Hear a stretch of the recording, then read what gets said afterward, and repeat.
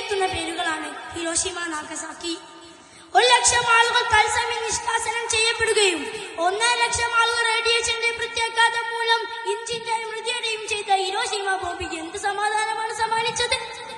4,630 kilogram ഭാരവും 3.5 metre നീളവും വരുന്ന ഫാറ്റ്മാൻ അങ്ങ് നാഗസാക്കിയിൽ പതിച്ചപ്പോൾ 3,00,000 മനുഷ്യജീവന്റെ തുടിപ്പുകളാണ് നിലച്ചത്.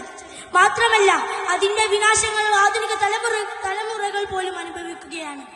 37 മില്യൺ ആളുകൾ മരിച്ചു വീണ ഒന്നാം ലോക മഹായുദ്ധവും 72 ദശലക്ഷം ആളുകളുടെ നിളം ചിന്തിയ രണ്ടാം ലോക മഹായുദ്ധവും സമാധാനത്തിന്റെ ഏത് വെള്ളരിപ്രാവിനെയാണ് വളർത്തിയത്? യുദ്ധം സമാധാനം ഉണ്ടാക്കുകയല്ല ചെയ്യുന്നത്, മറിച്ച് കുലത്തിന്റെയും സന്തുലിതാവസ്ഥയ്ക്ക് ഭംഗം വരുത്തുകയാണ് ചെയ്യുന്നത്. യുദ്ധക്കൊതിയന്മാരായ അമേരിക്കയും ഇസ്രായേലും ഒക്കെ മറ്റ് രാഷ്ട്രീയങ്ങളെ തട്ടിയെടുക്കുകയാണ് ചെയ്യുന്നത്. 1-2 വർഷങ്ങൾക്ക് മുമ്പ് മാനവികതയുടെ സകല മാനദണ്ഡങ്ങളെയും വലിച്ചെറിഞ്ഞ് ഗസയുടെ തെരുവോരങ്ങളിൽ പാവപ്പെട്ട കുഞ്ഞുങ്ങൾ പട്ടിണി കിടന്ന് മരിക്കുമ്പോൾ വിശ്വമാനവികതയുടെ വിമോചകൻ മുത്ത് മുഹമ്മദ് മുസ്തഫ സല്ലല്ലാഹു അലൈഹി വസല്ലം തങ്ങളുടെ തിരുസന്ദേശങ്ങൾ നമുക്ക് മാതൃകയാക്കാം. ഫലസ്തീനിലെ പിഞ്ചോമന മക്കൾക്ക് അല്ലാഹു തആല സ്വർഗ്ഗം നൽകട്ടെ. ആമീൻ. ഇത്രമാത്രം പറഞ്ഞുകൊണ്ട് എന്റെ വാക്കുകൾക്ക് വിരാമം കുറിക്കുന്നു.